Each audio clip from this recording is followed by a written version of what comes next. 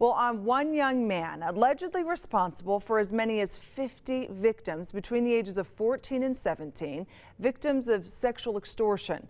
And police say there may be more victims out there. 19-year-old Gabe Ryan Gilbert, who you see here, was sent home from his church mission in Mexico to face charges of aggravated sexual extortion and sexual exploitation of a child. Investigators say he threatened girls on Snapchat that he would Photoshop their faces on nude pictures and distribute them if that girl didn't send him real nude photos. Internet crimes investigators say these crimes can do lasting damage to the young victims, and often they don't know what to do when it happens to them. They don't feel like they can talk to their parents about it. It's very hard for kids, to really, understand what's going on. It's easier for them just to cave in. All right, well, as you just heard, often children are unequipped to deal with these kinds of online crimes, feeling forced to engage. So what can parents do to help protect their kids? ABC4's Brittany Johnson has been looking into that and joins us tonight. Well, Emily, it all starts with education. Parents have to become familiar with the apps and websites children are using these days. These predators are on your everyday apps, Instagram, Snapchat, Facebook, Twitter, looking for their next victim.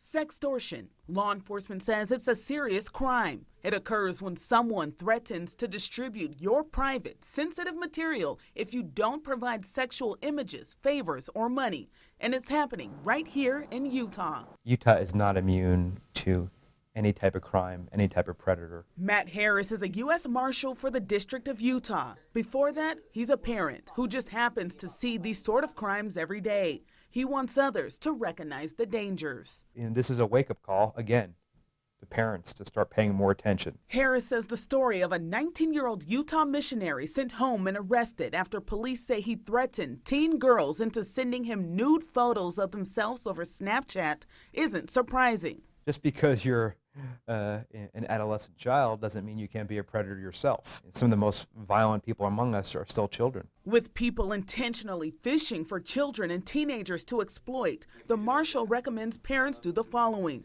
Familiarize yourself with the different social media apps. You need to learn what these apps are. You need to learn what these websites are and what they do. Then speak with children about potential dangers the internet and social media apps can pose, and always pay close attention to their online activity. Be a cop. It's your job as a parent to know what your children are doing online. Now, if you are a victim or have a tip about a potential predator, call the Internet Crimes Against Children Task Force. Their number's on your screen right now, 801-281-1211. And Brittany, we have to ask, you gave steps for parents, but as a teen, what can we pass on to the teens of how they can minimize their risk? 3 simple tips tonight, Emily. They are: never send compromising images of yourself to anyone, even people you may trust.